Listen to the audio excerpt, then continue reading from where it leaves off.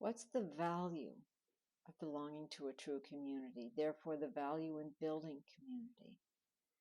I can give you a visual for this because we've all seen it in the TV sitcom Friends.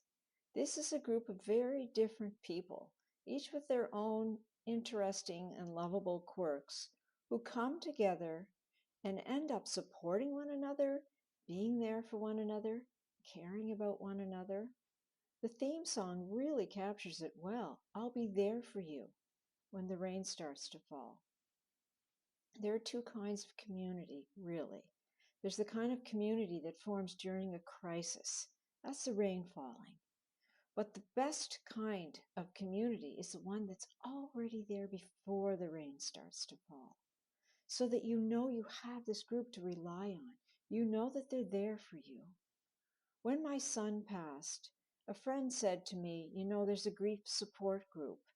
But that was the last thing I wanted to do. No offense to grief support groups. But for me, that just felt really, really unwelcome and distasteful because I didn't want to sit with a group of strangers and talk about my grief. But I was fortunate because at the time I had already formed a group, a community online. At the time we met every 2 weeks, and since then have upped that to every week.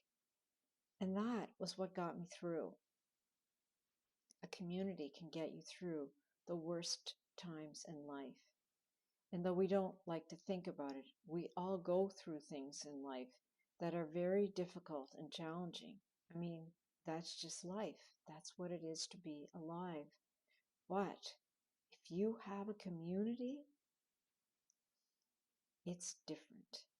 It's much more possible to survive these things with eloquence and grace, even when you're not feeling eloquent or graceful, while you're going through these things, while the rain is falling.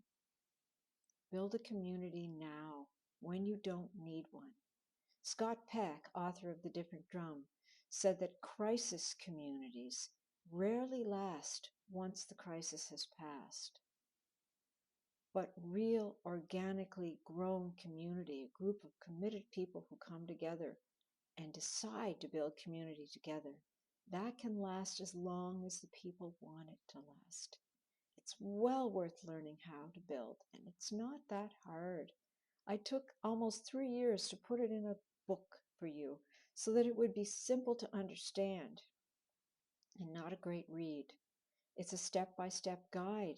Here's what you do. Here's what a community looks like. Here's how it grows.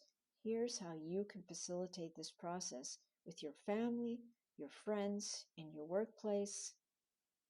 Well, in my business, I work with workplaces, with nonprofits and corporations and any kind of group that wants to build community, and I support their efforts in getting this started. But you can do it for yourself. You can do it right now. Get the Kindle version of the book and start today, start tonight to build a community. I'll put the link for the book in the comments.